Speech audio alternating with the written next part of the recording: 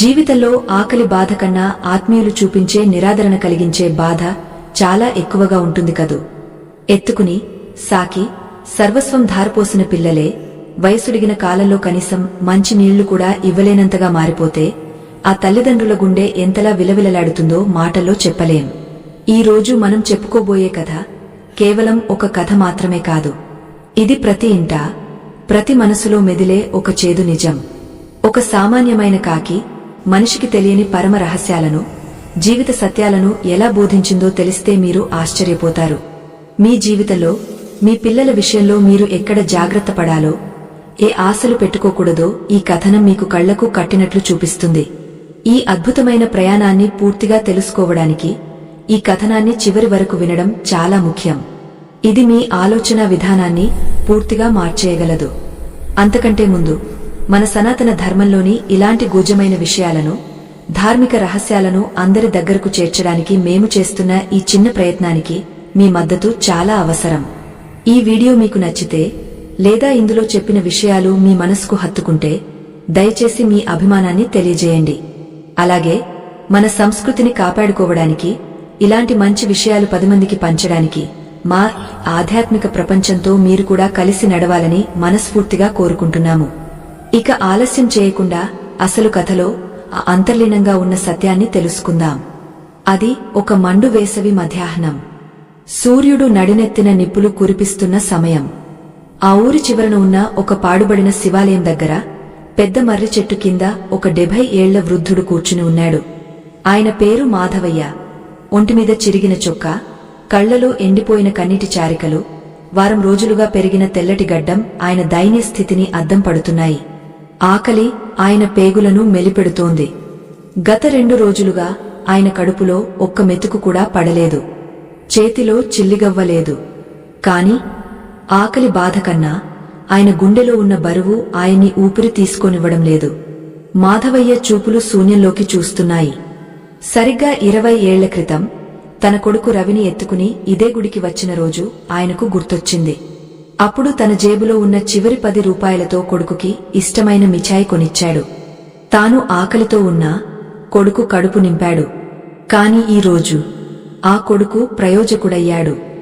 గొప్ప ఉద్యోగం, పెద్ద ఇల్లు, సమాజంలో పేరు ప్రఖ్యాతులు సంపాదించాడు. కాని కన్న తండ్రికి మాత్రం గుడి మెట్ల దగ్గర దిక్కులేని చావును మిగిల్చాడు. నాన్నా, నీ చాదస్తం నాకు చిరాకు తెప్పిస్తోంది.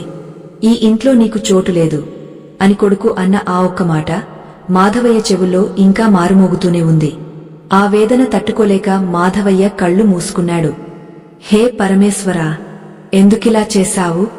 నా పెంపకంలో లోపముందా, లేక నా నుదుటి రాతలో దోషముందా? పిల్లలే సర్వస్వం అని బ్రతికానే, ఇప్పుడు ఇలా ఒంటరిగా అనాథలా చనిపోవాలా అని మనసులోనే కుమిలిపోతున్నాడు. కనీసం ఏడ్చే శక్తి కూడా ఆయనకు లేదు. ఆ నిశ్శబ్దంలో ఆ మర్రి చెట్టు కొమ్మ మీద నుండి ఒక విచిత్రమైన శబ్దం వినిపించింది. కా కా అంటూ ఒక కాకి అరుస్తోంది. మామూలుగా అయితే ఎవరైనా కాకిని తరిమేస్తారు. కాని మాధవయ్యకు ఆ కాకి అరుపులో ఏదో తెలియని పిలుపు వినిపించింది. ఆయన నెమ్మదిగా తల పైకెత్తి చూశాడు. ఆ కాకి సామాన్యంగా లేదు. దాని కళ్ళు తీక్షణంగా మెరుస్తున్నాయి. అది మాధవయ్య వైపు సూటిగా చూస్తోంది. మామూలుగా పక్షులు మనుషులను చూస్తే భయపడి ఎగిరిపోతాయి. కాని ఈ కాకి మాత్రం కొమ్మదిగి సరిగా మాధవయ్య ఎదురుగా ఉన్న ఒక రాతిమీద వచ్చి వాలింది. అది మాధవయ్య కళ్లలోకి నేరుగా చూస్తూ మనిషి భాషలో కాకపోయినా భావంతో మాట్లాడగలిగే ఒక విచిత్రమైన శక్తితో సంభాషణ మొదలుపెట్టింది. ఇది పురాణాలలో మనం వినే కాకబుసుండి వంటి జాన స్వరూపమా, లేక ఆకలి మంటలో మాధవయ్యకు కలుగుతున్న భ్రమణ అన్నది తెలియదు. కాని ఆ క్షణం అక్కడ ఒక అద్భుతం జరగబోతోంది. కాకి మాధవయ్య వైపు చూసి తల పక్కకు తిప్పింది.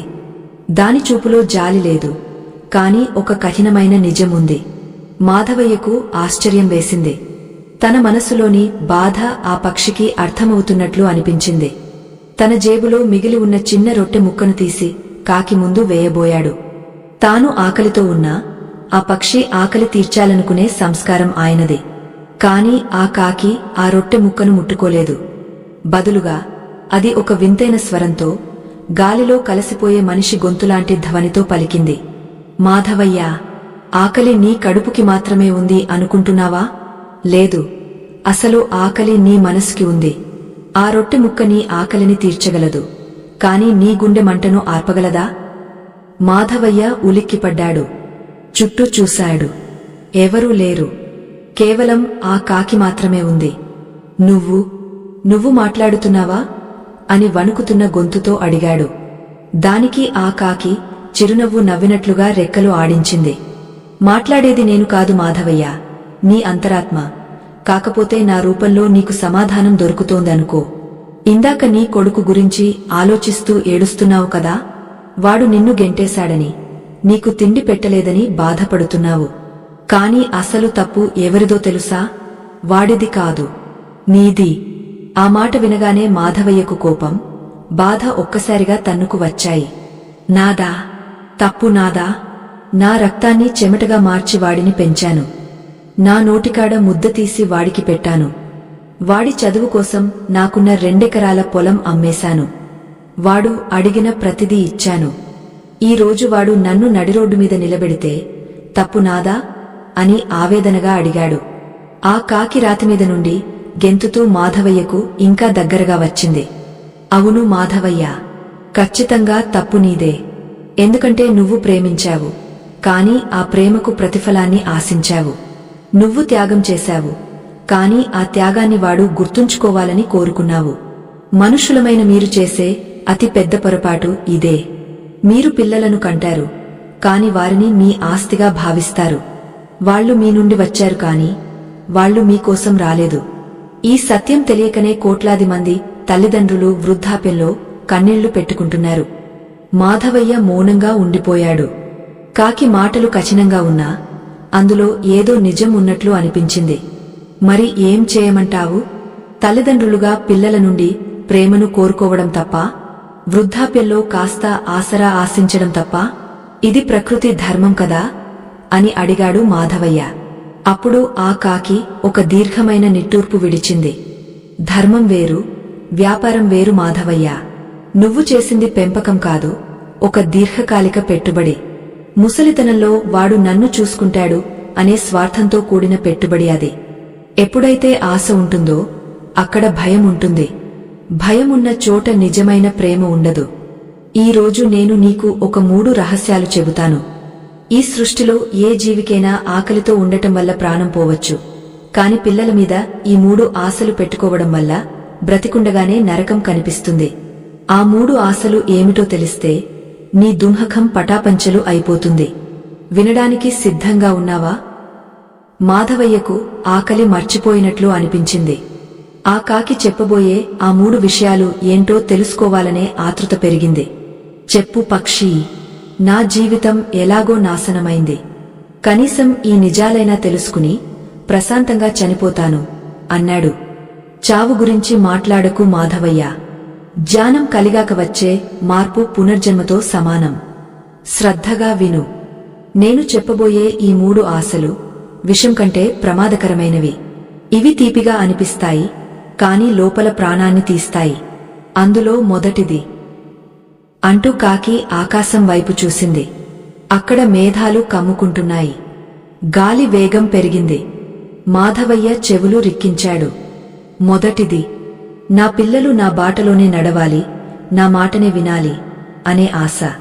ఇది వినడానికి చాలా సహజంగా అనిపిస్తుంది కదూ, కాని ఇదే తల్లిదండ్రుల పాలిట మొదటి శాపం. నువ్వు నీ కొడుకు చిన్నప్పుడు ఏం చేశావో ఒక్కసారి గుర్తు చేసుకో. వాడు మట్టిలో ఆడుకుంటానంటే వద్దన్నావు. వాడు బొమ్మలు వేస్తానంటే అది పనికిరాదు, చదువుకో అని పుస్తకం చేతిలో పెట్టావు. వాడికి నచ్చిన బట్టలు కాకుండా నీకు నచ్చిన బట్టలు వేశావు. అది ప్రేమ అనుకున్నావు. కాని అక్కడ నువ్వు వాడి స్వేచ్ఛను చంపి నీ అధికారాన్ని రుద్దావు. ఎప్పుడైతే ఒక మనిషి స్వేచ్ఛను హరిస్తావో అప్పుడే ఆ మనిషి నీకు శత్రువుగా మారుతాడు. అది బయటపడడానికి సమయం పట్టొచ్చు, కాని లోపల ద్వేషం అనే విత్తనం అప్పుడే పడుతుంది. మాధవయ్యకు గతం కళ్ల ముందు కదిలింది. రవి చిన్నప్పుడు డ్రాయింగ్ క్లాస్కు వెళ్తానంటే తను బలవంతంగా మ్యాథ్స్ ట్యూషన్కు పంపిన రోజు గుర్తొచ్చింది. కాని వాడి మంచి కోసమే కదా నేను చేశాను. వాడు గొప్పవాడు కావాలనే కదా అని మాధవయ్య తనను తాను సమర్థించుకునే ప్రయత్నం చేశాడు. కాకి నవ్వింది. గొప్పవాడు అంటే ఎవరు మాధవయ్య? నువ్వు అనుకున్నట్లుగా డబ్బు సంపాదించేవాడా, లేక వాడు అనుకున్నట్లుగా సంతోషంగా బ్రతికేవాడా? నువ్వు వాడి భవిష్యత్తును నిర్మించాలనుకున్నావు, కాని వాడి వర్తమానాన్ని నాశనం చేశావు. పిల్లల మీద మొదటి ఆశ అధికారం. దీన్ని ప్రేమ అనే ముసుగులో దాచుకుంటారు. నేను చెప్పింది వింటేనే వాడు బాగుపడతాడు అనే అహంకారం తల్లిదండ్రుల్లో ఉంటుంది. కాని గమనించు, అడవిలో ఏ జంతువైనా సరే పిల్లలకు రెక్కలు రాగానే గూడు దాటిస్తుంది, ఎటైనా వెళ్లనిస్తుంది. కాని మనిషి మాత్రమే పిల్లలకు రెక్కలు వచ్చినా కాళ్లకు దారం కట్టి తన గుప్పిట్లో ఉంచుకోవాలనుకుంటాడు. ఆ దారం తెంచుకుని వాడు పారిపోయినప్పుడు ద్రోహం చేశాడని ఏడుస్తాడు. మాధవయ్య గుండె బరువెక్కింది. నిజమే, రవి పెళ్లి విషయంలో కూడా తను ఇలాగే పట్టుబట్టాడు. రవికి నచ్చిన అమ్మాయిని కాదని తనకి నచ్చిన సంబంధం చేశాడు.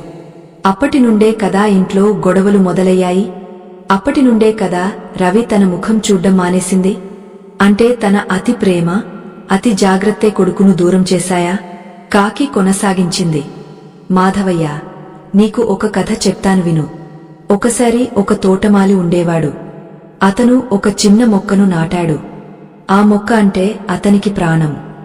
దానికి ఎండ తగలకూడదని పైన గొడుగు పెట్టాడు. గాలికి వంగపోకూడదని గట్టిగా కర్ర కట్టాడు. పురుగులు రాకూడదని మందులు కొట్టాడు. ఫలితం ఏమైందో తెలుసా?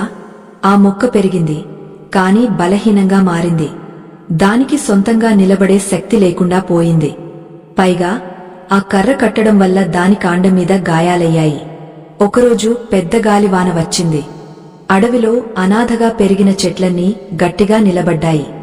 కాని తోటమాలి అతిగారాభం చేసిన మొక్క మాత్రం మొదలంటా విరిగిపోయింది. నువ్వు చేసింది కూడా అదే. నీ కొడుకును నువ్వు సొంతంగా ఎదగనివ్వలేదు. ఇప్పుడు వాడు నిన్ను భారంగా భావిస్తున్నాడు అంటే దానికి కారణం నువ్వు వాడికి నేర్పిన పరాధీనతే. మాధవయ్య కళ్లలో నీళ్లు తిరిగాయి. నా తప్పు నాకు అర్థమవుతోంది. కాని ఇప్పుడు జరిగిపోయిన దానికి చింతించి ఏం లాభం? దీనికి పరిష్కారం లేదా అని అడిగాడు. పరిష్కారముంది మాధవయ్య, కాని అది తెలియాలంటే నువ్వు ముందు మిగిలిన 2 ప్రమాదకరమైన ఆశల గురించి కూడా తెలుసుకోవాలి. ఆ 2వ ఆశ గురించి తెలిస్తే నీ గుండె పగిలిపోవచ్చు. ఎందుకంటే ప్రపంచంలో 99% మంది తల్లిదండ్రులు ఈ 2వ ఆశ వలనే నరకం అనుభవిస్తున్నారు. అది ధనానికి సంబంధించినది కాదు, అంతకంటే విలువైనది. అదేమిటంటే అంటూ కాకి ఆగపోయింది. దాని చూపు చెట్టు వెనుక నుండి వస్తున్న ఒక మనిషి మీద పడింది. ఆ మనిషి ఎవరో కాదు, గుడి పూజారి. చేతిలో ఒక చిన్న విస్తరాకుతో వస్తున్నాడు. అయ్యో మాధవయ్య, ఇక్కడే ఉన్నావా? 2 రోజుల నుండి కనిపించలేదే? తీసుకో, ఈ ప్రసాదం తిను అంటూ ఆ విస్తరాకును మాధవయ్య ముందు పెట్టాడు. ఆకలితో ఉన్న మాధవయ్య చెయ్యి వణుకుతూ ప్రసాదం వైపు వెళ్ళింది. కాని కాకి ఒక్కసారిగా గట్టిగా అరిచింది. ఆగు మాధవయ్య, ఆ ప్రసాదం తినే ముందు నేను చెప్పబోయే 2వ సత్యం విను. అది వినకుండా నువ్వు ఆ అన్నం తింటే అది నీ ఆకలిని తీరుస్తుందేమో కాని నీ జన్మకు అర్థం దొరకదు. ఆ 2వ ఆశ నీ ప్రాణాన్ని నిలబెట్టే కూడుకంటే ముఖ్యమైనది. మాధవయ్య చేతిలో అన్నం ముద్ద అలాగే ఆగపోయింది. కడుపులో కాలుతున్న ఆకలి కన్నా మెదడులో రేగుతున్న ఆ సందేహం పెద్దదైపోయింది. ఆ కాకి చెప్పబోయే ఆ 2వ ఆశ ఏమిటి? అది ధనం కాకపోతే మరేమిటి? పిల్లల నుండి తల్లిదండ్రులు కోరుకునే, కాని ఎప్పటికీ కోరుకోకూడని ఆ భయంకరమైన ఆశ ఏమిటి? అది తెలిస్తే ఏ తల్లిదండ్రులైనా వణికిపోవాల్సిందేనా? ఈ ఉత్కంఠభరితమైన నిజాన్ని ఆ కాకి వివరించిన అద్భుతమైన 2వ సత్యాన్ని తెలుసుకుందాం. మాధవయ్య చేతిలోని అన్నం ముద్దను నోట్లో పెట్టుకోలేక, కింద పెట్టలేక సతమతమయ్యాడు. ఆ కాకి కళ్లల్లో కనిపిస్తున్న ఆ తీక్షణత ఆయన ఆకలిని చంపేసింది. కడుపులో పేగులు అరుస్తున్నా, మనసులో రేగుతున్న అలజడి ముందు ఆ శారీరక బాధ చాలా చిన్నదిగా అనిపించింది. పూజారి ఇచ్చిన విస్తరాకును పక్కన పెట్టి చేతులు జోడించి ఆ కాకి వైపు చూశాడు. నువ్వు చెప్పేది వినకుండా ఈ అన్నం గొంతు దిగేలా లేదు పక్షి. చెప్పు, ఆ 2వ ఆశ ఏమిటి? నా ప్రాణాన్ని నిలబెట్టే కూడుకంటే ముఖ్యమైన ఆ విషయమేమిటి? పిల్లల నుండి తల్లిదండ్రులు కోరుకునే ఆ భయంకరమైన రెండవ కోరిక ఏమిటి అని ఆతృతగా అడిగాడు. ఆ కాకి మాధవయ్య పక్కన పెట్టిన విస్తరాకు వైపు ఒకసారి చూసి మళ్లీ మాధవయ్య ముఖంలోకి చూసింది. గాలికి ఊగుతున్న మర్రి చెట్టు ఆకులు చేసే శబ్దం తప్ప అక్కడ గాయమైన నిశ్శబ్దం అలుముకుంది. కాకి నెమ్మదిగా నోరు తెరిచింది. మాధవయ్య, తల్లిదండ్రుల పాలిట యమపాసం లాంటి ఆ రెండవ ఆశ పేరు కృతజ్ఞత. అవును, నువ్వు విన్నది నిజమే. నా త్యాగాన్ని నా పిల్లలు గుర్తుంచుకోవాలి, నాకు తిరిగి సేవ చేయాలి అనే ఆశే బ్రతికుండగానే నిన్ను శవంగా మారుస్తుంది. మాధవయ్యకు ఆ మాట అర్థం కాలేదు. అదేంటి, పిల్లల నుండి కృతజ్ఞత ఆశించడం తప్ప? మన సంస్కృతిలో మాతృదేవోభవ, పితృదేవోభవ అని నేర్పించారు కదా. కాని పెంచి పెద్ద చేసిన తల్లిదండ్రులను గౌరవించడం, వారి త్యాగాలను గుర్తించడం పిల్లల ధర్మం కదా. అది కోరుకుంటే తప్పేముంది అని వాదించాడు. అతనికి ఆ కాకి మాటలు ధర్మానికి విరుద్ధంగా అనిపించాయి. దానికి ఆ కాకి ఒక వెకిలి నవ్వు నవ్వింది. ఆ నవ్వులో ఎగతాళి లేదు, కాని మనిషి అజ్ఞానాన్ని చూసి జాలిపడే తత్వముంది. ధర్మం గురించి నువ్వు మాట్లాడుతున్నావు మాధవయ్య, కాని ప్రేమ గురించి మాట్లాడుతున్నాను నేను. ఇక్కడ ఒక సూక్ష్మమైన తేడా ఉంది, శ్రద్ధగా విను. నువ్వు నీ కొడుకు కోసం కష్టపడ్డావు, నిజమే. నీ సుఖాలను వదులుకున్నావు, అది నిజమే. కాని అవన్నీ నువ్వు ఎందుకు చేశావు? వాడు అడిగాడా? నాన్నా, నువ్వు ఆకలితో ఉండి నాకు అన్నం పెట్టు అని పసిగుడ్డుగా ఉన్నప్పుడు వాడు నిన్ను అడిగాడా? లేదు కదా. నీకు వాడిమీద ఉన్న ప్రేమతో, మమకారంతో నువ్వే స్వయంగా ఆ త్యాగాలన్నీ చేశావు. అవునా కాదా? మాధవయ్య మౌనంగా తలుపాడు. అవును, వాడిమీద ప్రేమతోనే చేశాను అని గొణిగాడు. అక్కడే ఉంది అసలు సమస్య అందికాకి. ప్రేమతో చేసిన దానికి లెక్కలు ఉండవు మాధవయ్య. కాని నువ్వు, నీతో పాటు ఉన్న కోట్లాది మంది తల్లిదండ్రులు ఏం చేస్తారో తెలుసా? మీరు చేసిన ప్రతి త్యాగాన్ని ఒక పుస్తకంలో రాసి పెట్టుకుంటారు. అది కాగితం మీద రాసే లెక్క కాదు, మనసులో రాసుకునే మానసిక అప్పుల చిట్టా. నేను వాడికోసం ఇంత చేశాను కాబట్టి వాడు నా కోసం అంత చేయాలి అని ఎప్పుడైతే నువ్వు ఆశపడ్డావో ఆ క్షణమే నీ ప్రేమ వ్యాపారంగా మారిపోయింది. నీ ఇల్లు ఒక అంగడిలా మారిపోయింది. నువ్వు పెట్టుబడి పెట్టావు, ఇప్పుడు లాభం ఆశిస్తున్నావు. దాన్ని ప్రేమ అని ఎలా అంటావు?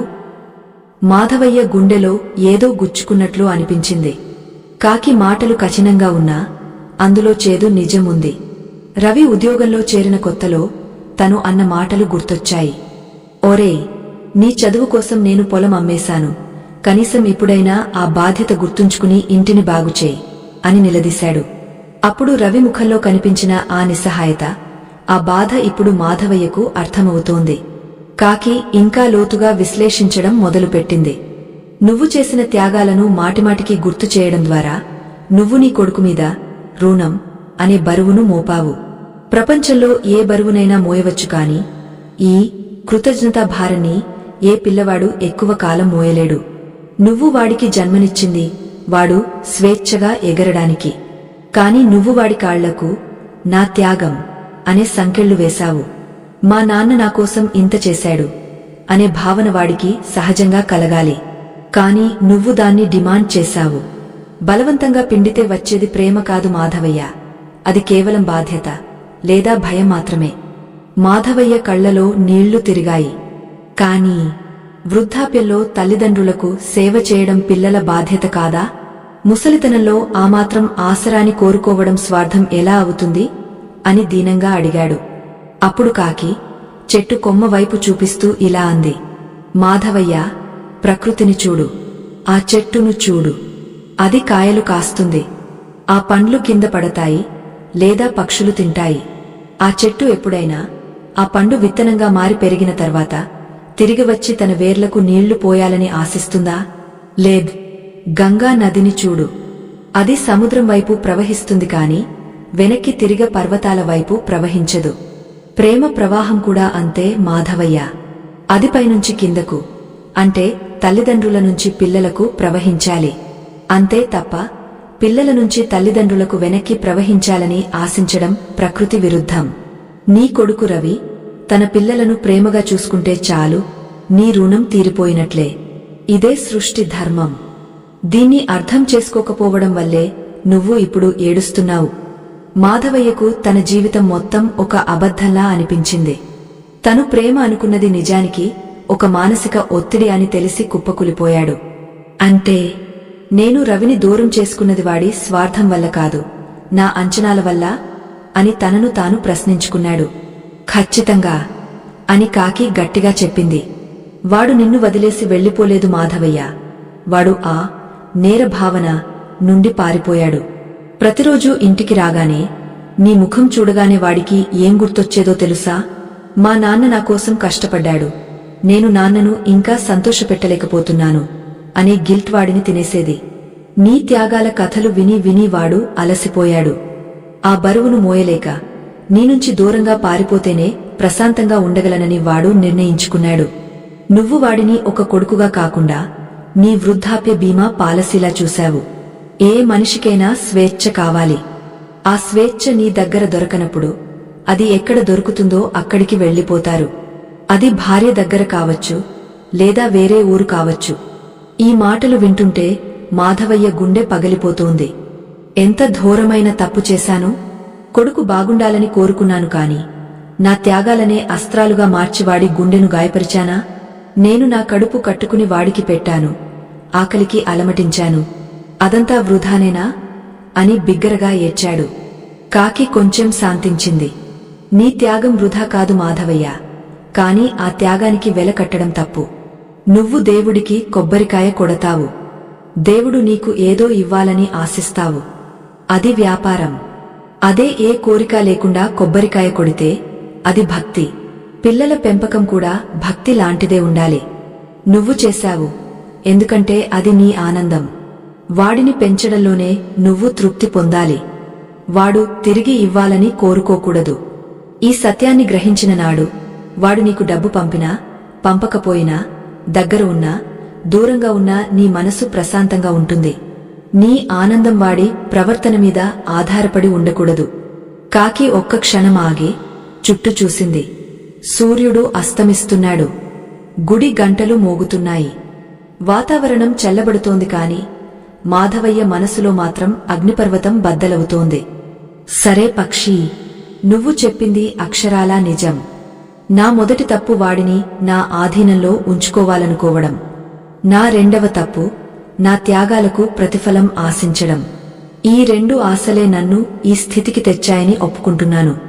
ఇక మూడవది ఉందన్నారు కదా, అది ఏంటి? ఈ రెండింటికంటే ప్రమాదకరమైనది, భయంకరమైనది ఇంకేముంటుంది? నా ప్రాణమే పోయింది, ఇక మిగిలింది ఏముంది అని అడిగాడు. ఆ కాకి కళ్లలో ఇప్పుడు ఒక వింత మెరుపు కనిపించింది. అది మాధవయ్యకు ఇంకా దగ్గరగా వచ్చింది. మాధవయ్య, ఇప్పటిదాకా చెప్పిన రెండు విషయాలు నీ మనసుకు, నీ బంధాలకు సంబంధించినవి. కాని ఇప్పుడు నేను చెప్పబోయే మూడవ ఆశ నీ ఆత్మకు సంబంధించినది. ఇది ఎంత ప్రమాదకరమైనది అంటే, ఇది ఉన్నంతకాలం మనిషికి చావు కూడా ప్రశాంతంగా రాదు. చాలామంది తల్లిదండ్రులు చనిపోయాక కూడా ప్రేతాత్మలుగా మారి తమ పిల్లల ఇళ్ల చుట్టూ ఎందుకు తిరుగుతారో తెలుసా? కేవలం ఈ మూడవ ఆశ వల్లే. ఇది మనిషిని మనిషిలా ఉండనివ్వదు, దేవుడిలో కలవనివ్వదు. నరకమంటే ఎక్కడో లేదు మాధవయ్య. ఈ మూడవ ఆశను గుండెలో పెట్టుకుని బ్రతకడమే అసలైన నరకం. మాధవయ్య వెన్నులో చలి పుట్టింది. చనిపోయాక కూడా వెంటాడే ఆ కోరిక ఏమిటి? ఇన్నాళ్లు తను మంచి తండ్రి అనుకున్నాడు, కాని తను ఎంత పెద్ద అజ్ఞానంలో బ్రతికాడో తెలుసుకుంటున్నాడు. చెప్పు పక్షి, ఆ మూడవ ఆశ ఏమిటి? దాన్ని ఎలా జయించాలి? ఈ నరకం నుండి నాకు విముక్తి లేదా అని కాకి కాళ్లమీద పడబోయాడు. కాకి వెనక్కి జరిగింది. విముక్తి నీ చేతుల్లోనే ఉంది మాధవయ్య. కాని ముందు ఆ విషయం ఏమిటో నువ్వు పూర్తిగా తెలుసుకోవాలి. ఈ మూడవ ఆశ గురించి వినడానికి చాలా ధైర్యం కావాలి. ఎందుకంటే ఇది నీ ఉనికినే ప్రశ్నిస్తుంది. నువ్వు ఇన్నాళ్లు నేను అనుకున్నదంతా అబద్ధం అని నిరూపిస్తుంది. చాలామంది తల్లిదండ్రులు తమ పిల్లల ద్వారా తమను తాము శాశ్వతం చేసుకోవాలనుకుంటారు. కాని అదే వారి పాలిట శాపం. అదేమిటంటే, కాకి మాట పూర్తి చేయకముందే గుడిలో నుండి ఎవరో గట్టిగా అరుస్తున్న శబ్దం వినిపించింది. ఎవరక్కడా? ఆ చెట్టు కింద ఎవరు? అంటూ గుడి కాపలాదారుడు టార్చ్ లైట్ వేసుకుని అటువైపు వస్తున్నాడు. మాధవయ్య ఉలిక్కిపడ్డాడు. కాని కాకి మాత్రం కదలలేదు. మాధవయ్య, ఆ మనిషి ఇక్కడికి వచ్చేలోపు నేను ఈ మాట చెప్పేయాలి. ఇది నీ చివరి అవకాశం. రేపు ఉదయానికి నువ్వు ఉంటావో లేదో ఎవరికీ తెలియదు. కాని ఈ సత్యం తెలుసుకోకుండా నువ్వు కన్ను మూయకూడదు. శ్రద్ధగా విను అంటూ కాకి ఆ మూడవ, అత్యంత రహస్యమైన, భయంకరమైన నిజాన్ని చెప్పడానికి సిద్ధమైంది. అది పిల్లల భవిష్యత్తు గురించి కాదు, ఆస్తుల గురించి కాదు. అది గుర్తింపునే ఒక పెద్ద భ్రమ గురించి. తల్లిదండ్రులు తమ పిల్లలను తమ ప్రతిరూపాలుగా చూసుకోవడంలో ఉన్న ఆపద గురించి. అసలు ఆ కాకి చెప్పబోయే ఆ పరమ రహస్యమేమిటి? అది తెలిస్తే మాధవయ్య గుండె తట్టుకోగలదా? ఆ సత్యం విన్నాక మాధవయ్య ఆ కాపలాదారుడికి కనిపిస్తాడా, లేక ఈ లోకంలోనే మాయమైపోతాడా? ఈ ఉత్కంఠభరితమైన జీవితాన్ని మార్చేసే ఆ మూడవ సత్యాన్ని, కథనంలోని చివరి మరియు అత్యంత కీలకమైన ఘట్టాన్ని తెలుసుకుందాం. కాపలాదారుడి అడుగుల చప్పుడు దగ్గర పడుతోంది. చేతిలోని టార్చ్ లైట్ వెలుగు చెట్ల కొమ్మల మధ్య నుండి మిలమిల మెరుస్తూ మాధవయ్య ముఖం మీద పడుతోంది. ఆ వెలుగు కళ్లలో పడగానే మాధవయ్య చేతిని అడ్డుపెట్టుకున్నాడు. గుండె వేగంగా కొట్టుకుంటోంది. కాని ఆ పక్కనే ఉన్న కాకి మాత్రం ఎటువంటి భయము లేకుండా చాలా స్థిరంగా మాధవయ్య కళ్లలోకి చూస్తోంది. దాని చూపులో ఒక రకమైన తొందర కనిపించింది. ఆ కాపలాదారుడు ఇక్కడికి వచ్చేలోపే ఈ అత్యంత విలువైన మూడవ సత్యాన్ని మాధవయ్యకు అందించాలనే తపన దానిలో స్పష్టంగా తెలుస్తోంది. సమయం లేదు మాధవయ్య, నా మాట విను అని కాకి గబగబా చెప్పడం మొదలుపెట్టింది. ఆ కాపలాదారుడు మనల్ని చూసేలోపు నీ జీవితాన్ని నాశనం చేసిన ఆ మూడవ ఆశ గురించి క్లుప్తంగా చెబుతాను, మనసు పెట్టి విను. తల్లిదండ్రులు తమ పిల్లల మీద పెట్టుకునే అత్యంత ప్రమాదకరమైన మూడవ ఆశ, నా పేరు, నా ప్రతిష్ట, నా కలలు నా పిల్లల ద్వారా బ్రతకాలి అని కోరుకోవడం. అవును మాధవయ్య, దీనే పరకాయ ప్రవేశం అని కూడా అనొచ్చు. నువ్వు సాధించలేనిది నీ కొడుకు సాధించాలని, నువ్వు కోల్పోయిన గౌరవాన్ని నీ కొడుకు తెచ్చిపెట్టాలని ఆశించావు చూడు, అదే అసలైన విషం. మాధవయ్యకు ఒక్కసారిగా గొంతు ఆరిపోయింది. కాకి మాటలు సూటిగా గుండెలోకి దూసుకుపోతున్నాయి. తన గతమంతా కళ్ల ముందు కదలాడింది. చిన్నప్పుడు తాను చదువులో వెనుకబడిపోవడం వల్ల ఊరిలో అందరూ తనని చులకనగా చూసేవారు. ఆ అవమానం తన మనసులో ముల్లులా గుచ్చుకుని ఉండేది. అందుకే తన కొడుకు పుట్టగానే ఒక శపథం చేశాడు. నేను ఎలాగూ ఏమీ సాధించలేకపోయాను, కనీసం నా కొడుకునైనా గొప్ప అధికారిని చేసి ఈ ఊరి జనాల చేత శభాష్ అనిపించుకోవాలి అని నిర్ణయించుకున్నాడు. అంటే ఇన్నాళ్ళు తను కొడుకును చదివించింది వాడి జ్ఞానం కోసం కాదా, తన మీద పడ్డ ముద్రను చెరిపేసుకోవడానికా? కాకి ఇంకాస్త గట్టిగా, వేగంగా చెప్పసాగింది. నువ్వు నీ కొడుకును ఒక స్వతంత్ర మనిషిగా చూడలేదు మాధవయ్య. వాడిని నీ అసంపూర్ణ కోరికలు తీర్చే ఒక సాధనంగా వాడుకున్నావు. నీకు సంగీతమంటే ఇష్టముండేది, కాని నేర్చుకోలేకపోయావు. అందుకే రవికి ఇష్టం లేకపోయినా బలవంతంగా సంగీతం క్లాసులకు పంపావు. నీకు ప్రభుత్వ ఉద్యోగం రాలేదని, వాడికి వ్యాపారం మీద ఆసక్తి ఉన్నా సరే కొట్టి మరీ ప్రభుత్వ ఉద్యోగం వైపు మళ్లించావు. వాడు గెలిచినప్పుడు నువ్వు సంతోషపడింది వాడి ఆనందం చూసి కాదు, 10 మందిలో వీడు మాధవయ్య కొడుకు అని చెప్పుకోవడానికి నీకు ఒక అవకాశం దొరికిందని మాత్రమే. అమ్మో, ఎంత ఘోరమైన నిజం అనుకున్నాడు మాధవయ్య. నిజమే, రవికి మార్కులు తక్కువ వచ్చినప్పుడు తను రవిని కొట్టింది వాడు చదువులో వెనుకబడ్డాడని కాదు. పక్క ఇంటి సుబ్బారావు గారు, ఏమయ్యా మాధవయ్య, మీ వాడికి ఈసారి కూడా మార్కులు తగ్గాయట కదా అని ఎగతాళిగా అడుగుతారేమో అనే భయంతోనే కదా. అంటే తన పరువు కోసం కొడుకు బాల్యాన్ని బలిచేశాడా? తన అహంకారం కోసం కొడుకు ఆనందాన్ని పణంగా పెట్టాడా? కాకి మాటల్లో పదును పెరిగింది. ప్రతి మనిషి ఈ భూమి మీదకు తనదైన ప్రయాణం చేయడానికి వస్తాడు మాధవయ్య. నీ కొడుకు నీ ద్వారా వచ్చాడు, కాని వాడు నీ కోసం రాలేదు. ఈ సృష్టిలో ఏ 2 ఆకులు ఒకేలా ఉండవు. కాని నువ్వు మాత్రం నీ కొడుకు అచ్చం నీలాగే ఉండాలని, లేదా నువ్వు అనుకున్నట్లుగానే ఉండాలని కోరుకున్నావు. ఒక రకంగా చెప్పాలంటే నువ్వు వాడిని ప్రేమించలేదు, వాడి రూపంలో నిన్ను నువ్వు ప్రేమించుకున్నావు. నీ స్వార్థానికి పిల్లల భవిష్యత్తు అని మంచి పేరు పెట్టావు. ఎప్పుడైతే పిల్లలు తమ కోసం కాకుండా తల్లిదండ్రుల పరువు కోసం బ్రతకాల్సి వస్తుందో అప్పుడు వారికి ఆ జీవితం ఒక శిక్షలా మారుతుంది.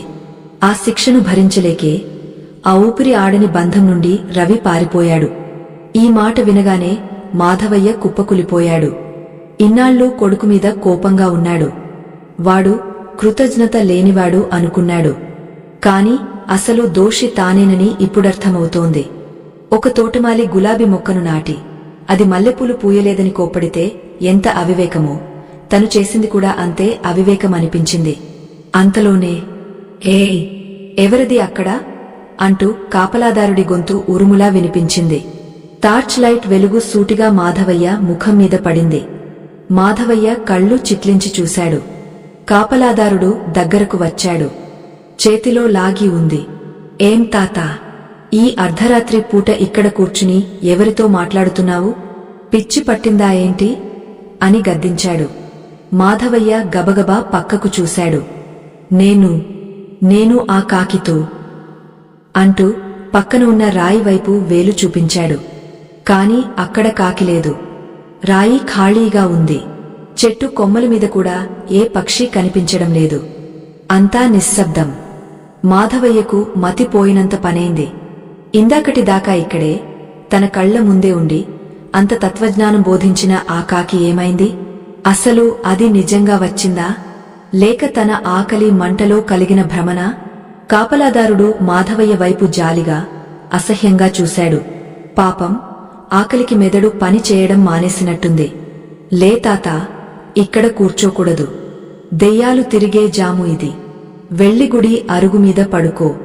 పొద్దున్నే ఏదో ఒక ప్రసాదం దొరుకుతుందిలే అన్నాడు. మాధవయ్యకు ఏం చేయాలో అర్థం కాలేదు. కాపలాదారుడు వెళ్ళిపోతున్నాడు. కాని మాధవయ్య మనసులో ఆ కాకి చెప్పిన 3 మాటలు సుడిగుండల్లా తిరుగుతున్నాయి. 1, పిల్లల మీద అధికారం వదులుకో. 2, వారి నుండి సేవను, కృతజ్ఞతను ఆశించకు. 3, వారి ద్వారా నీ పేరు ప్రతిష్టలు నిలబడాలని కోరుకోకు. ఈ 3 సూత్రాలు వినడానికి బాగానే ఉన్నాయి.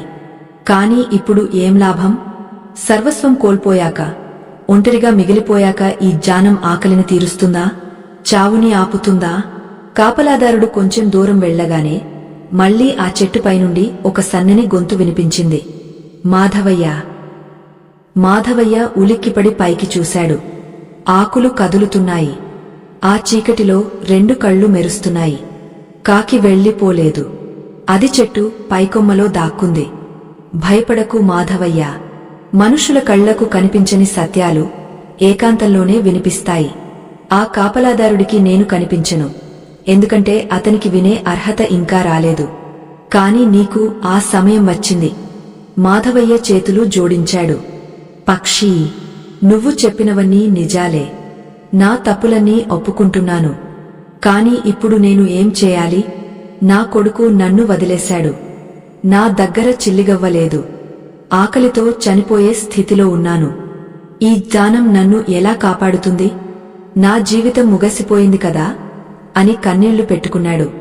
అప్పుడు కాకి చెట్టుపైనుండి మెల్లగా కిందకు దిగవచ్చింది. మాధవయ్య చెవి దగ్గరకు వచ్చి గుసగుసగా చెప్పింది. జీవితం ఎప్పుడూ ముగసిపోదు మాధవయ్య, కేవలం మలుపు తిరుగుతుంది. నువ్వు చేసిన తప్పులను తెలుసుకున్నావు, అదే సగం ప్రాయశ్చిత్తం. కాని మిగిలిన సగం ఇంకా ఉంది. నీ కొడుకు రవి ఇప్పుడు ఎక్కడ ఉన్నాడో, ఏ స్థితిలో ఉన్నాడో నీకు తెలుసా? వాడు సంతోషంగా ఉన్నాడని నువ్వు అనుకుంటున్నావు. కాని వాడు కూడా ఇప్పుడు ఒక భయంకరమైన సమస్యలో చిక్కుకుని ఉన్నాడు. వాడిని ఆ సమస్య నుండి బయటపడేసే శక్తి కేవలం నీకు మాత్రమే ఉంది. మాధవయ్య అదిరిపడ్డాడు. ఏంటి? నా రవి కష్టాల్లో ఉన్నాడా? వాడికి ఏమైంది? నేను వాడికి ఎలా సహాయం చేయగలను? నా దగ్గర ఏమీ లేదే అని ఆతృతగా అడిగాడు. తండ్రి ప్రేమ అంటే అదే కదా. ఇందాకటిదాకా కొడుకుమీద కోపంతో ఉన్నా వాడు కష్టాల్లో ఉన్నాడని తెలియగానే తన బాధను మర్చిపోయాడు. కాకి రెక్కలు టపటపా ఆడించింది. డబ్బుతో చేసేదే సహాయం కాదు మాధవయ్య. కొన్నిసార్లు మనసుతో చేసే సంకల్పం రక్తం పంచుకు పుట్టిన బంధాన్ని రక్షిస్తుంది. రవి ఇప్పుడు చేసిన అప్పుల వల్ల ఆత్మహత్య చేసుకునే ఆలోచనలో ఉన్నాడు. వాడు ఈ రాత్రి నిద్రపోవడం లేదు. వాడి గుండెలో కూడా నీలాగే అలజడి రేగుతోంది. ఇన్నాళ్ళు నువ్వు వాడిని నియంత్రించాలని చూశావు, అందుకే వాడు దూరమయ్యాడు. కాని ఇప్పుడు నువ్వు మారిన మనిషిగా ఎటువంటి స్వార్థం లేకుండా కేవలం ప్రేమతో వాడికి ఒక సందేశాన్ని పంపాలి. అది మాటల ద్వారా కాదు, ఒక అతిశక్తివంతమైన మానసిక ప్రక్రియ ద్వారా. మానసిక ప్రక్రియనా? అదెలా సాధ్యం అని అడిగాడు మాధవయ్య. సాధ్యమే. మనసుకి దూరం లేదు మాధవయ్య. ఈ రాత్రి ఈ పవిత్రమైన శివాలయం సాక్షిగా నీ అంతరాత్మలో రగిలే ఆ పశ్చాత్తాప అగ్నిలో నీ కొడుకును క్షమించి వాడిని మనస్ఫూర్తిగా ఆశీర్వదించాలి. ఇన్నాళ్ళు నాకు వాడు ఏం చేయలేదు అని ఏడ్చావు కదా, ఇప్పుడు వాడికి ఏ కష్టమూ రాకూడదు అని కోరుకో. కాని ఇది అంత తేలిక కాదు. ఎందుకంటే నీ మనసు పొరల్లో ఇంకా ఎక్కడో చిన్న కోపం దాగ ఉంది. దాన్ని పూర్తిగా తీసేస్తే తప్ప నీ సంకల్పం వాడిని చేరదు. ఆ కోపాన్ని, ఆ పగను ఎలా వదిలించుకోవాలో ఇప్పుడు నేను నీకు నేర్పిస్తాను. ఇది నీ జీవితంలో నువ్వు చేయబోయే అత్యంత గొప్ప పని. సిద్ధంగా ఉన్నావా? మాధవయ్య గట్టిగా ఊపిరి పీల్చుకున్నాడు. తన కొడుకు కోసం ఏదైనా చేయడానికి సిద్ధపడ్డాడు. తన ఆకలిని, అవమానాన్ని పక్కన పెట్టాడు. సిద్ధమే పక్షి. నా రవి కోసం నేను ఏం చేయడానికైనా సిద్ధమే. చెప్పు, నేను ఏం చేయాలి? కాకి ఒక అడుగు వెనక్కి వేసి గంభీరంగా చెప్పింది. అయితే కళ్ళు మూసుకో. నీ శ్వాస మీద ధ్యాస పెట్టు. ఇప్పుడు నేను చెప్పే మాటలను నీ మనసులో ఊహించుకో. ఇది కేవలం ప్రార్థన కాదు, ఇది కర్మ సిద్ధాంతాన్ని తిరగరాసే ఒక అద్భుత ప్రక్రియ. దీన్ని మానసిక రుణ విముక్తి అంటారు.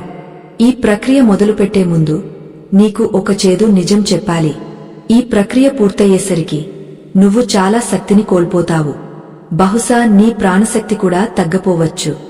అయినా పర్వాలేదా? మాధవయ్య ఒక్క క్షణం కూడా ఆలోచించలేదు. పర్వాలేదు, నా కొడుకు బ్రతికితే చాలు అన్నాడు. అయితే విను అంటూ కాకి అద్భుతమైన ప్రక్రియను ప్రారంభించబోతోంది. అడవిలో గాలి స్తంభించింది. ఆకులు కదలడం మానేశాయి. ప్రకృతి కూడా ఆ తండ్రి చేయబోయే త్యాగాన్ని చూడడానికి నిశ్శబ్దంగా వేచి ఉంది. మాధవయ్య కళ్ళు మూసుకున్నాడు. కటిక చీకటిలో తన మనసులో ఒక దీపాన్ని వెలిగించడానికి సిద్ధమయ్యాడు. అసలు ఆ మానసిక రుణ విముక్తి ప్రక్రియ ఎలా ఉంటుంది? మాధవయ్య తన సంకల్పంతో దూరంగా ఉన్న కొడుకు మనసును ఎలా మార్చగలడు? ప్రాణశక్తిని పణంగా పెట్టి మాధవయ్య చేయబోయే ఆ పని వారిద్దరి తలరాతలను ఎలా మారుస్తుంది? ఆ ప్రక్రియ మధ్యలో ఏం జరగబోతోంది? తండ్రి ప్రేమ ఎంత శక్తివంతమైనదో, ఆ ప్రక్రియ ద్వారా జరిగే అద్భుతం ఏమిటో కళ్లకు కట్టినట్లు చూద్దాం. మాధవయ్య కళ్ళు గట్టిగా మూసుకున్నాడు. చుట్టూ చిమ్మ చీకటి. గుడి గంటలు మోగడం ఆగిపోయి చాలాసేపయింది. కేవలం గాలిలో ఆకులు కదిలే శబ్దం, దూరాన ఎక్కడో కుక్కల అరుపులు మాత్రమే వినిపిస్తున్నాయి. మాధవయ్య గుండె వేగం మాత్రం తగ్గలేదు.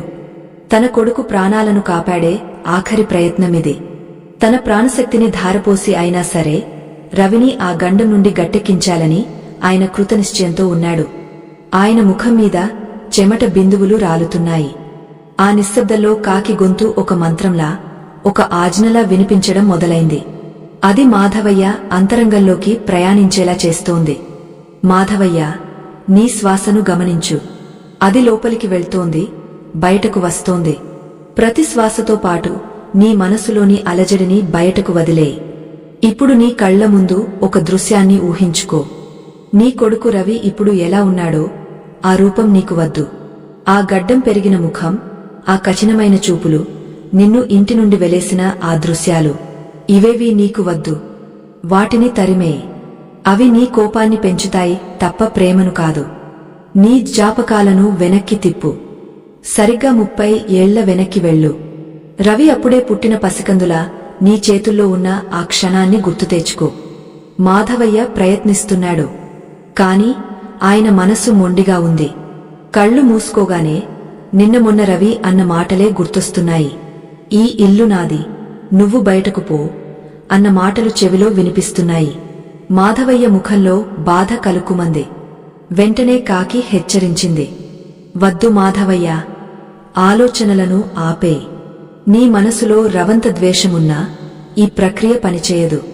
పైగా అది నీ కొడుకు పాలిట మృత్యువు అవుతుంది. వాడిని క్షమించు. వాడు ఆ మాటలు అనడానికి కారణం వాడు కాదు, వాడిలోని అజ్ఞానం. ఆ పసిబిడ్డను మాత్రమే చూడు. ఏ పాపం తెలియని నిన్ను చూసి నవ్వుతున్న ఆ పసివాడిని మాత్రమే చూడు.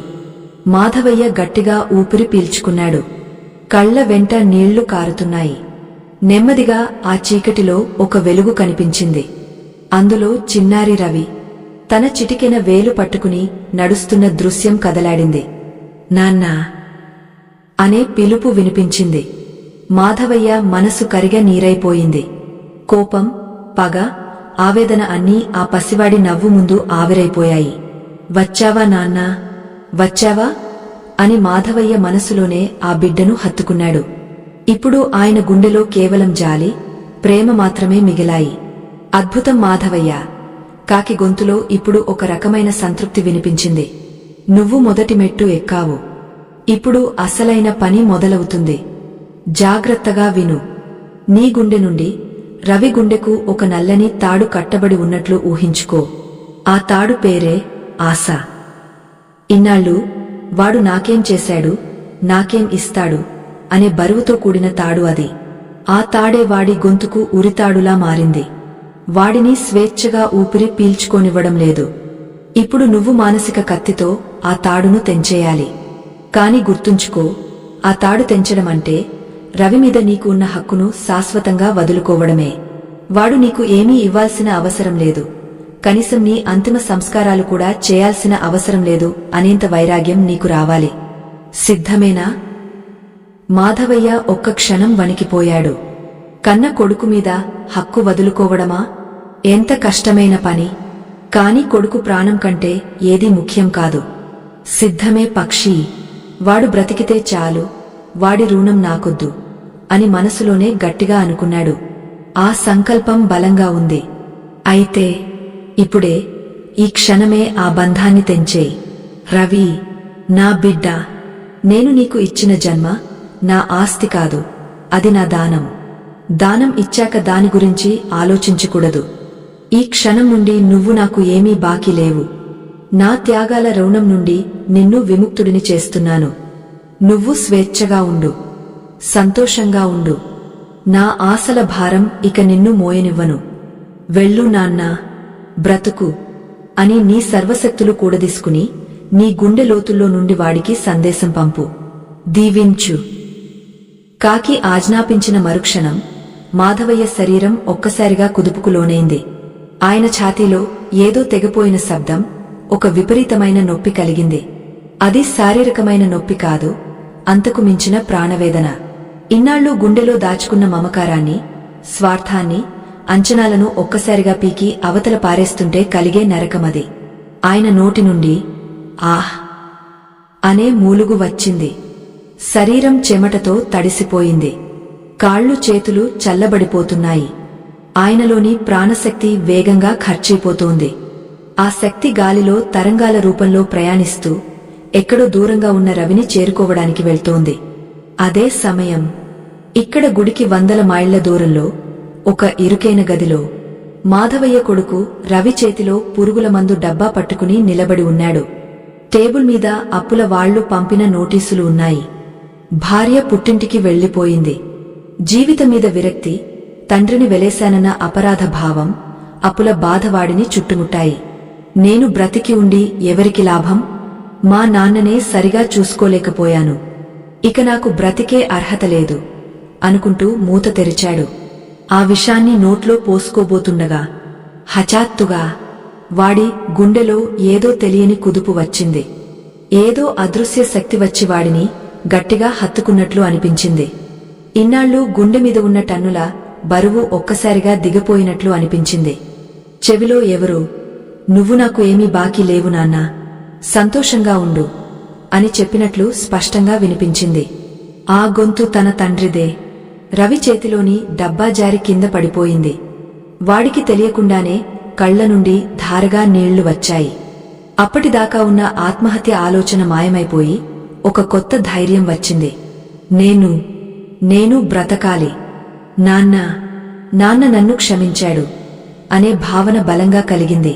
వాడికి ఊపిరి ఆడినట్లు అనిపించింది. ఏదో తెలియని ప్రశాంతత ఆ గదిలో నిండిపోయింది. తిరిగి గుడి దగ్గర మాధవయ్య, రవి అని మూలుగుతూ నేలమీద కుప్పకులిపోయాడు. ఆయన శరీరం పూర్తిగా నిస్సత్తువగా మారిపోయింది. కనీసం వేలు కదిలించే ఓపిక కూడా లేదు.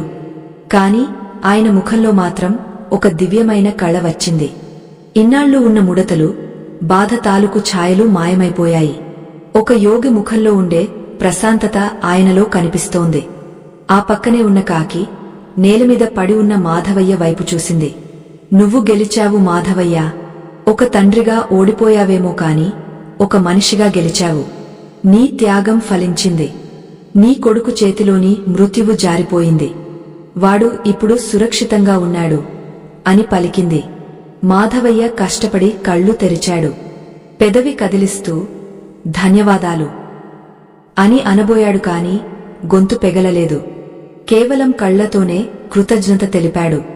ఆకలి లేదు, దాహం లేదు, బాధ లేదు. కేవలం శూన్యం, అందులో ఒక ఆనందం. రాత్రి గడిచింది. తెల్లవారుజాము అవుతోంది. పక్షుల కిలకిలారావాలు మొదలయ్యాయి. తూర్పున సూర్యకాంతి రేఖలు వస్తున్నాయి. మాధవయ్య ఇంకా ఆ చెట్టు కింద స్పృహలో ఉన్నాడో లేదో తెలియని స్థితిలో పడి ఉన్నాడు. కాకి మాత్రం ఎక్కడికి వెళ్లలేదు. ఆయన తల దగ్గరే కాపలాగా కూర్చుంది. మాధవయ్య, లే, తెల్లవారింది. నీ కొత్త జీవితం మొదలైంది. కాని ఒక విషయం గుర్తుంచుకో. ఈ రోజు నువ్వు చూడబోయే దృశ్యం నీ మిగిలిన జీవితాన్ని నిర్ణయిస్తుంది. నీ పరీక్ష ఇంకా పూర్తిగా అయిపోలేదు అని హెచ్చరించింది. అంతలోనే గుడికి వెళ్లే మట్టి రోడ్డు మీద ఒక వాహనం వేగంగా వస్తున్న శబ్దం వినిపించింది. టైర్ల శబ్దం, ఇంజిన్ మోత ఆ ప్రశాంతమైన వాతావరణాన్ని భగ్నం చేశాయి. ఆ వాహనం గుడి ముఖద్వారం దగ్గర ఆగింది. దభేల్మని తలుపులు తెరుచుకున్నాయి. ఎవరో ఆతృతగా పరిగెత్తుకుంటూ వస్తున్న అడుగుల చప్పుడు. నాన్నా, నాన్నా, ఎక్కడున్నావు అనే కేక ఆ ప్రాంతమంతా ప్రతిధ్వనించింది. ఆ గొంతు, అది మాధవయ్యకు బాగా పరిచయమున్న గొంతు. అది రవి గొంతు. మాధవయ్యకు నమ్మశక్యం కాలేదు. నిన్న రాత్రే కదా తన మానసిక సందేశం పంపింది. ఇంతలోనే వాడు ఎలా వచ్చాడు? 100 మైళ్ల దూరం రాత్రంతా ప్రయాణించి వచ్చాడా? అసలు వాడు ఎందుకు వచ్చాడు? తనని ఇంటికి తీసుకెళ్లడానికా? లేక తను చనిపోయాడనుకుని అంత్యక్రియలు చేయడానికా? పరిగెత్తుకుంటూ వచ్చిన రవి చెట్టు కింద పడి ఉన్న మాధవయ్యను చూశాడు. మాధవయ్య పరిస్థితి చూసి రవి గుండె ఆగినంత పనైంది. నాన్నా అని గట్టిగా అరుస్తూ మాధవయ్య కాళ్లమీద పడ్డాడు. రవి కన్నీళ్లతో మాధవయ్య పాదాలను తడిపేస్తున్నాడు. నన్ను క్షమించు నాన్నా, నేను తప్పు చేశాను. నేను రాక్షసుడిని. నిన్ను రోడ్డున పడేశాను. కాని నిన్న రాత్రి నాకు ఏదో అయ్యింది నాన్నా. నువ్వు నన్ను పిలిచినట్లు అనిపించింది. నా ప్రాణం లాగేసినట్లు అనిపించింది. ఉండలేక బయలుదేరి వచ్చాను. లే నాన్నా, కళ్ళు తెరువు అని బ్రతిమాలుతున్నాడు. మాధవయ్య నెమ్మదిగా కళ్ళు తెరిచాడు. తన కొడుకు తన కాళ్ల దగ్గర ఏడుస్తుంటే చూడడం ఒక తండ్రికి ఆనందమా లేక బాధ? కాని ఇక్కడ ఒక విచిత్రం జరిగింది. మామూలుగా అయితే మాధవయ్య ఈ పాటికి కొడుకును లేవనెత్తి గుండెలకు హత్తుకుని పర్వాలేదురా అని అనేవాడు. కాని ఇప్పుడు మాధవయ్యలో చలనం లేదు. ఆయన కళ్లలో పాత ప్రేమ, ఆరాటం కనిపించడం లేదు.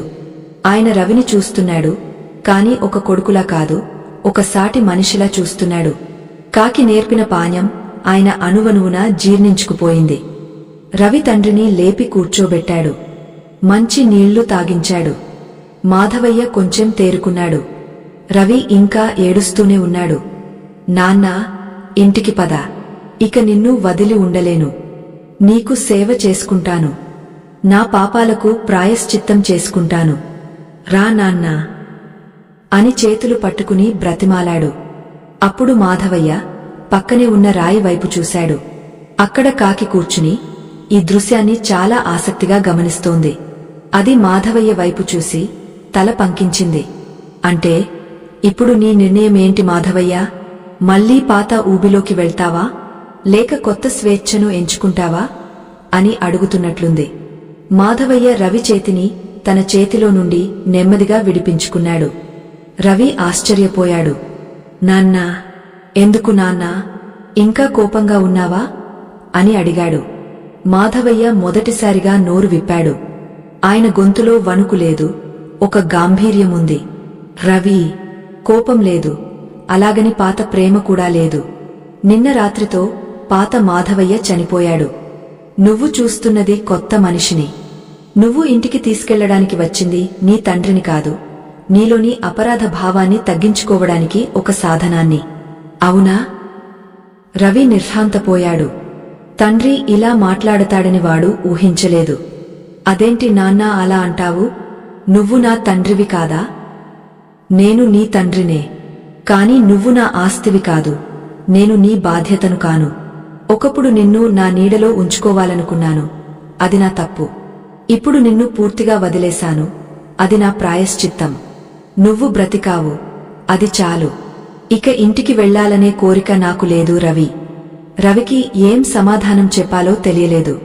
తండ్రి పిచ్చివాడిలా మాట్లాడుతున్నాడా, లేక వైరాగ్యంతో మాట్లాడుతున్నాడా? అప్పుడు ఆ కాకి గట్టిగా కావ్ కావ్ అని అరిచింది. అది రవి దృష్టిని ఆకర్షించింది. రవి ఆ కాకిని చూసి, ఈ కాకి ఏంటి ఇలా అరుస్తోంది అని విసుగ్గా అన్నాడు. రవికి ఆ కాకిలో దైవత్వం కనిపించలేదు, కేవలం ఒక పక్షి మాత్రమే కనిపించింది. కాని మాధవయ్యకు మాత్రం అది గురువులా కనిపిస్తోంది. కాకి మాధవయ్యతో మళ్లీ ఆ మానసిక భాషలో మాట్లాడింది. మాధవయ్య, పరీక్ష క్లిష్టంగా మారుతోంది. నీ కొడుకు నిన్ను తీసుకెళ్లడానికి వచ్చాడు. లోకం దృష్టిలో నువ్వు వెళ్లడమే న్యాయం. కాని నువ్వు వెళ్తే మళ్లీ అదే చక్రంలో చిక్కుకుంటావు. మళ్లీ అంచనాలు, మళ్లీ ఆశలు, మళ్లీ దుంహకం మొదలవుతాయి. ఇప్పుడు నువ్వు తీసుకోవాల్సిన నిర్ణయం నీ ఒక్కడిదే కాదు, సమాజానికి ఒక సందేశం కావాలి.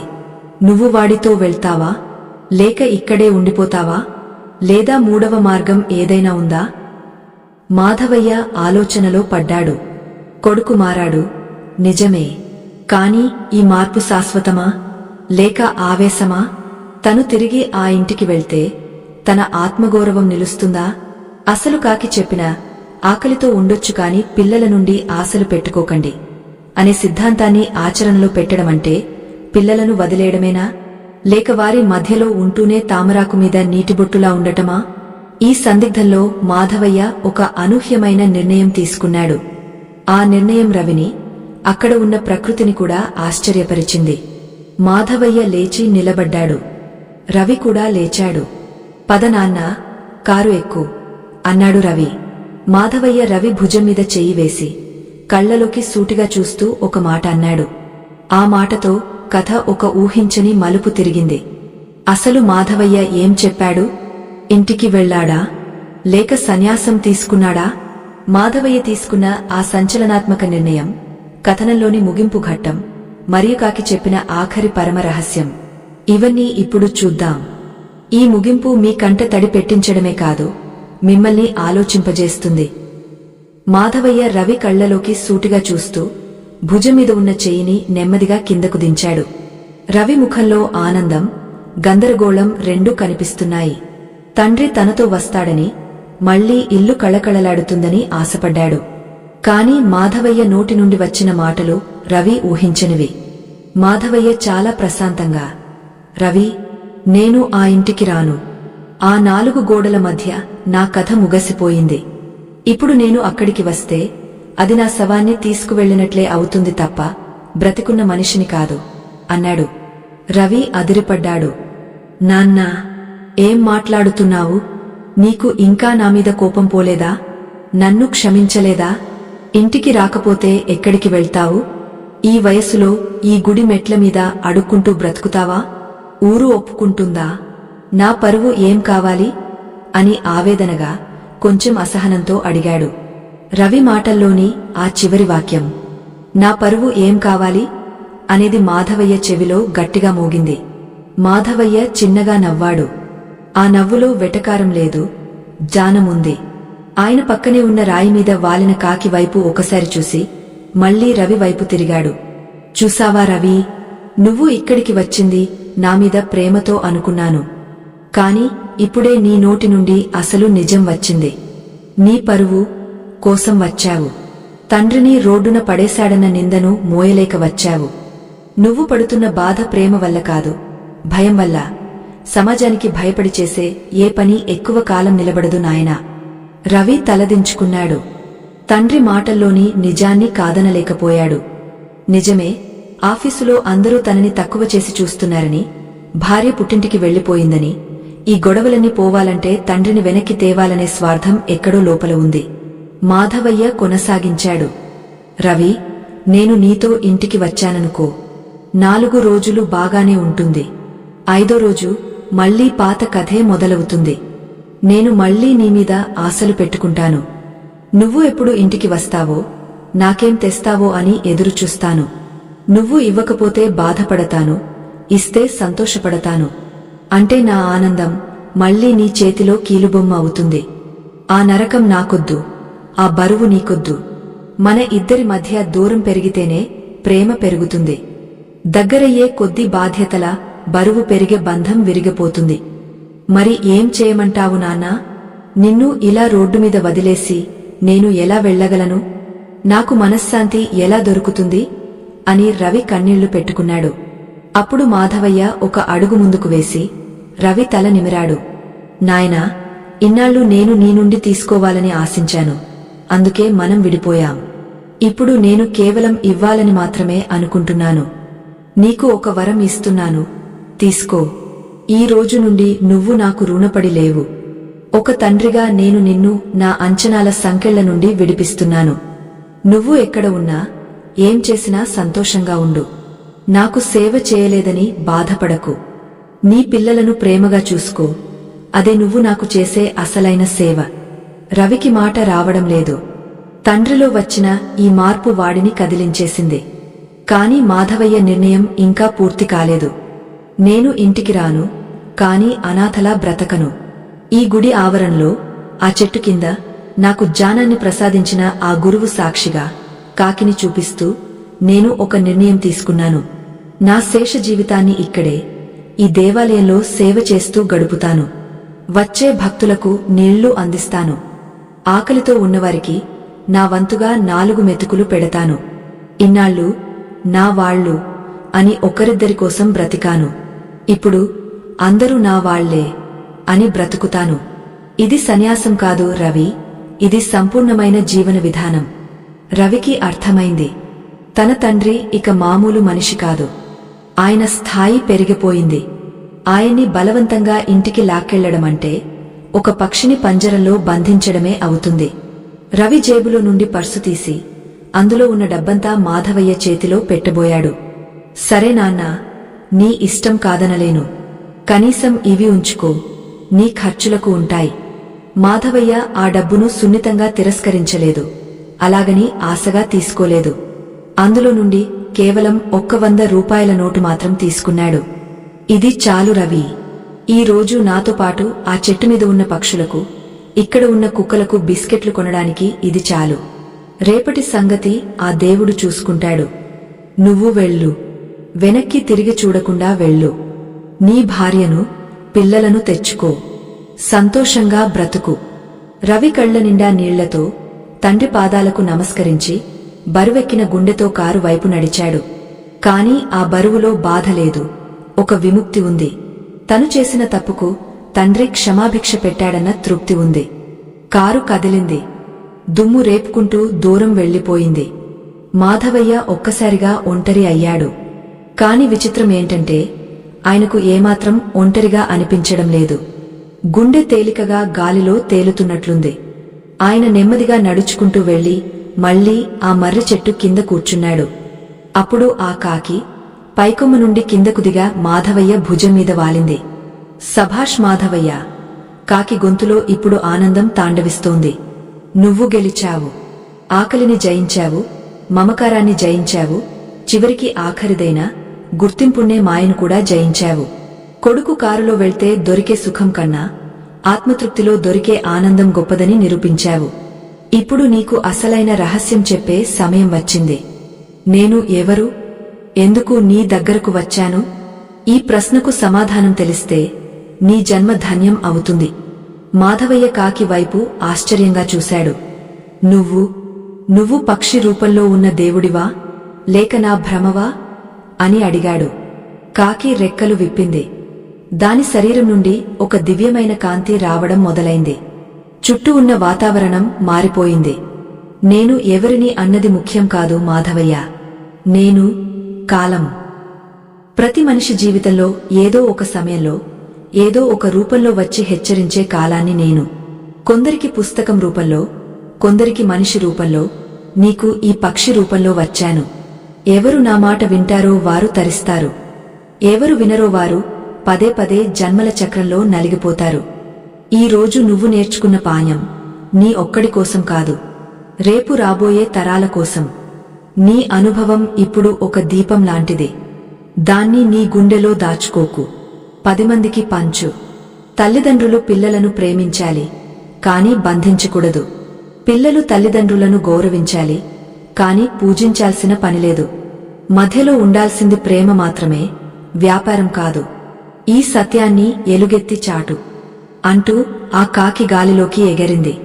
చూస్తుండగానే ఆ కాకి రూపం మాయమై ఆకాశంలో ఒక చిన్న మబ్బు తునకలా మారి కనుమరుగైంది. మాధవయ్య ఆకాశం వైపు చూస్తూ చేతులు జోడించాడు. ఆయన ముఖంలో ఇప్పుడు ఒక తేజస్సు ఉంది.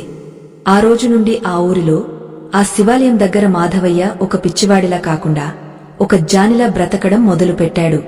ఆయన దగ్గరకు వచ్చే ప్రతి ఒక్కరికి తన జీవిత కథను చెబుతూ ఆ కాకి చెప్పిన 3 ఆశలను ఎందుకు వదులుకోవాలో వివరించేవాడు. కాని కథ ఇక్కడితో అయిపోలేదు. మాధవయ్య చివరి రోజుల్లో సరిగా ఆయన కన్నుమూసే ముందు ఒక అద్భుతం జరిగింది. అది ఈ కథ మొత్తానికి ఒక ముగింపు మాత్రమే కాదు, వింటున్న మీ అందరికీ ఒక హెచ్చరిక కూడా. ఆ చివరి ఘట్టం ఈ కథలో ఉన్న సారాంశం మొత్తం ఒక్క వాక్యంలో చెప్పేస్తుంది. కాలం గడుస్తోంది. రోజులు వారాలుగా, వారాలు నెలలుగా మారిపోయాయి.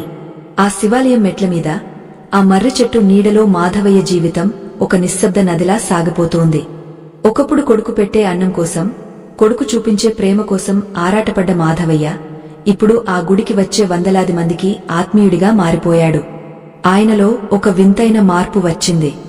ఎవరైనా తల్లిదండ్రులు తమ పిల్లల గురించి బాధపడుతూ గుడికి వస్తే మాధవయ్య వారిని పిలిచి కూర్చోబెట్టుకునేవాడు. తన జీవితంలో జరిగిన కథను, ఆ కాకి చెప్పిన 3 రహస్యాలను వారికి కథలుగా చెప్పేవాడు. ఆయన మాటలు విన్నెంతనే ఎంతోమంది తల్లిదండ్రుల మనసులోని బరువు దిగిపోయేది. పిల్లలను ప్రేమించండి, కాని బంధించకండి అనే మాధవయ్య నినాదం ఆ ఊరంతా మారుమోగింది. ఇలా సుమారు 5 సంవత్సరాలు గడిచాయి. అది ఒక పౌర్ణమి రోజు. ఆకాశంలో నిండు చంద్రుడు వెలుగుతున్నాడు. గుడిలో చివరి గంట మోగింది. మాధవయ్య ఎప్పటిలాగే ఆ మర్రి చెట్టు కింద ఉన్న రాతి అరుగుమీద పడుకుని ఉన్నాడు. కాని ఆ రోజు ఆయన శరీరం చాలా బలహీనంగా ఉంది. ఊపిరి తీసుకోవడం కష్టంగా ఉంది.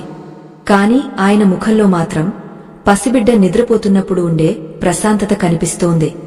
ఆయనకు అర్థమైంది, తన ప్రయాణం ముగింపు దశకు వచ్చిందని. ఈ 5 ఏళ్లలో కొడుకు రవి గురించి ఆయన ఎప్పుడూ ఆరా తీయలేదు. రవి పంపిన డబ్బులతో గుడిలో అన్నదానం జరిపించేవాడు తప్ప ఒక్క రూపాయి కూడా తన కోసం వాడుకోలేదు.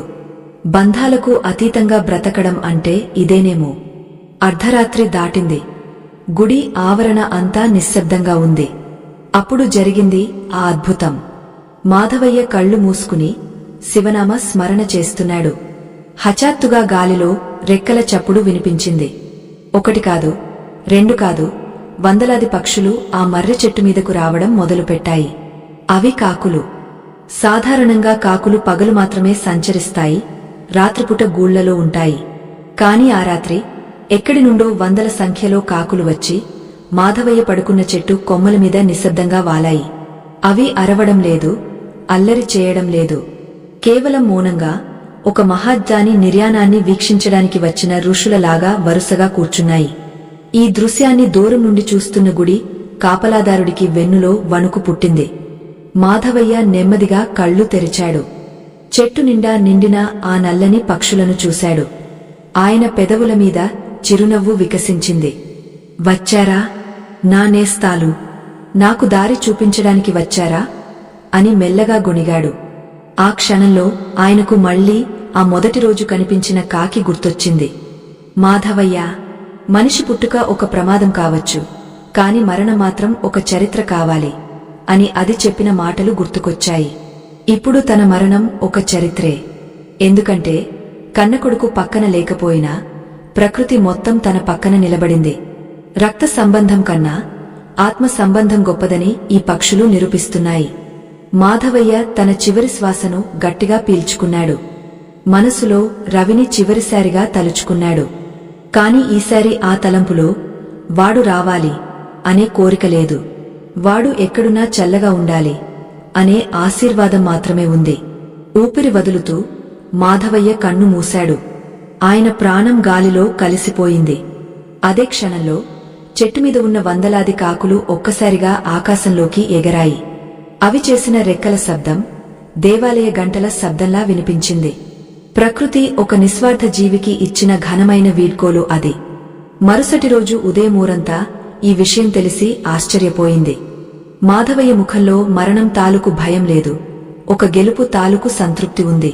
ఈ కథ ఇక్కడితో ముగుస్తుంది. కాని మాధవయ్య నేర్పిన పాణ్యం, ఆ కాకి చెప్పిన సత్యం మనందరి గుండెల్లో ఎప్పటికీ నిలిచిపోవాలి. సోదర సోదరీమణులారా, ఇప్పటిదాకా మీరు విన్నది కేవలం ఒక కథ కాదు. ఇది ప్రతి ఇంట్లో జరుగుతున్న సంఘర్షణ. పిల్లల కోసం కడుపు మార్చుకుని సర్వస్వం ధారపోసి చివరికి వృద్ధాప్యంలో కన్నీళ్లు పెట్టుకుంటున్న ప్రతి తల్లిదండ్రుల కోసం ఈ కథనం ఒక కనువిప్పు. ఆ కాకి చెప్పిన ఆ 3 విషపూరితమైన ఆశలను ఒక్కసారి మననం చేసుకుందాం. ఎందుకంటే మర్చిపోవడం మానవ సహజం, కాని గుర్తుంచుకోవడం అవసరం. మొదటిది అధికారం. పిల్లలు మీ నుండి వచ్చారు కాని వాళ్లు మీ ఆస్తి కాదు. గాలిపటం ఎగరేసేటప్పుడు దారం మీ చేతిలో ఉండొచ్చు, కాని అది గాలిలో స్వేచ్ఛగా ఎగురుతున్నప్పుడే దానికి అందం. దారాన్ని మరీ గట్టిగా లాగితే అది తెగపోతుంది, లేదా గాలిపటం నేలకులుతుంది. మీ పిల్లల జీవితాల్లో కూడా అంతే. వారి నిర్ణయాలను గౌరవించండి. తప్పు చేస్తే సరిదిద్దండి, కాని మీ అభిప్రాయాలను వారిమీద రుద్దకండి. వారు మీలా బ్రతకాలని కోరుకోవడం వారి వ్యక్తిత్వాన్ని చంపేయడమే అవుతుంది. రెండవది కృతజ్ఞత. మీరు పిల్లలకు చేసిన సేవ ఒక పెట్టుబడి కాదు, అది ఒక యజ్ఞం. యజ్ఞం చేశాక ఫలాన్ని దేవుడికి వదిలేయాలి. నేను వాడికి ఇల్లు కట్టించాను, వాడు నన్ను చూడాలి అని లెక్కలు వేయకండి. ప్రేమలో లెక్కలు ఉండవు. మీరు ఎంత నిస్వార్థంగా ప్రేమిస్తారో అంత గాఢ్యంగా పిల్లలు మిమ్మల్ని ఆరాధిస్తారు. డిమాండ్ చేస్తే వచ్చేది భిక్ష, ప్రేమతో ఇస్తే వచ్చేది బహుమతి. మీ వృద్ధాప్యంలో వారి సేవ కావాలని కోరుకోవడం తప్పు కాదు, కాని అది దొరక్కపోతే మీ జీవితం వ్యర్థం అయిపోయినట్లు బాధపడటమే తప్పు. మీ ఆనందానికి మీ పిల్లలే ఆధారం కాకూడదు. మూడవది మరియు అత్యంత ముఖ్యమైనది గుర్తింపు. మీ అసంపూర్ణ కోరికలను పిల్లల ద్వారా తీర్చుకోవాలనుకోకండి. డాక్టర్ అవ్వలేకపోయిన తండ్రి కొడుకును డాక్టర్ని చేయాలనుకోవడం, డాన్సర్ కాలేకపోయిన తల్లి కూతురిని డాన్సర్ని చేయాలనుకోవడం, ఇవన్నీ ప్రేమ ముసుగులో ఉన్న స్వార్థాలే. ప్రతి జీవికి ఒక ప్రత్యేకమైన ప్రయాణం ఉంటుంది. వారి ప్రయాణానికి మీరు ఇంధనం అవ్వాలి కాని అడ్డుగోడ కాకూడదు. మా వాడేం సాధించాడో చూడు అని చెప్పుకోవడంలో ఉన్న ఆనందం కన్నా మావాడు ఎంత సంతోషంగా ఉన్నాడో చూడు అని చెప్పుకోవడంలోనే నిజమైన తల్లిదండ్రుల గెలుపు ఉంది. చివరగా ఒక్క మాట. ఆకలితో ఉండటం బాధాకరం కావచ్చు, కాని ఆత్మగౌరవం లేకుండా బ్రతకడం అంతకంటే నరకం. మాధవయ్య కథ మనకు నేర్పేది అదే. బంధాలను ప్రేమించండి, కాని బంధీలు కాకండి. రేపు పొద్దున్న మీ పిల్లలు ఎదిగి దూరదేశాలకు వెళ్లినా, మీ ఒడిని వదిలి వెళ్లినా చిరునవ్వుతో సాగనంపండి. ఎందుకంటే గూడు వదిలిన పక్షి మళ్లీ గూటికి తిరిగి రావాలంటే ఆ గూడులో స్వేచ్ఛ ఉండాలి, సంకెళ్లు ఉండకూడదు. ఈ సత్యాన్ని గ్రహించిన నాడు ఏ వృద్ధాశ్రమాలు ఉండవు, ఏ తల్లిదండ్రుల కళ్లలో కన్నీళ్లు ఉండవు. మన ఇల్లు నిజమైన దేవాలయంగా మారుతుంది. ఈ 2 గంటల ప్రయాణంలో మీరు మాధవయ్యతో కలిసి నడిచారు. ఆయన బాధను, ఆయన పశ్చాత్తాపాన్ని, చివరికి ఆయన పొందిన జ్ఞానాన్ని మీరు కూడా అనుభవించారు. ఈ కథలో ఎక్కడో ఒకచోట మీ జీవితం లేదా మీకు తెలిసిన వారి జీవితం కనిపించే ఉంటుంది. ఈ విషయాలు మీ మనసును తాకి ఉంటే, మీ ఆలోచనలో చిన్న మార్పునైనా తీసుకువచ్చి ఉంటే మా ప్రయత్నం ఫలించినట్లే. మన సనాతన ధర్మంలోని ఇలాంటి గంభీరమైన విషయాలు కథల రూపంలో అందరికీ చేరాలనేదే మా తపన. ఈ వీడియో మీకు నచ్చితే దయచేసి మీ బంధువులకు, మిత్రులకు, ముఖ్యంగా తల్లిదండ్రులకు వినిపించండి. మంచిని పంచడం కూడా ఒక దైవ కార్యమే. ఇలాంటి అద్భుతమైన జానోదేమైన మరెన్నో వీడియోల కోసం మన సంస్కృతిని కాపాడుకునే ఈ యజ్ఞంలో భాగస్వాములు అవ్వడానికి దయచేసి ఈ ఛానల్కు మీ మద్దతును తెలియజేయండి. సభ్యులుగా చేరండి. మీ అభిప్రాయాలను కింద వ్యాఖ్యల రూపంలో తెలియజేయండి. మీరు ఇచ్చే ప్రోత్సాహం మాకు మరిన్ని మంచి విషయాలు చెప్పడానికి శక్తినిస్తుంది. అందరూ సంతోషంగా ఉండాలి, అందరి కళ్లలో ఆనందముండాలి అని కోరుకుంటూ స్వస్తి.